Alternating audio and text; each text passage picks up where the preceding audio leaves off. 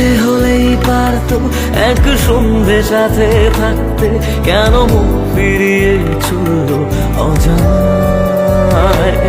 তার নিত্য নতুন বায়না আমি রোজ সরিয়ে দিতাম, যদি ওই দু চোখে রাখতো সে আমায়।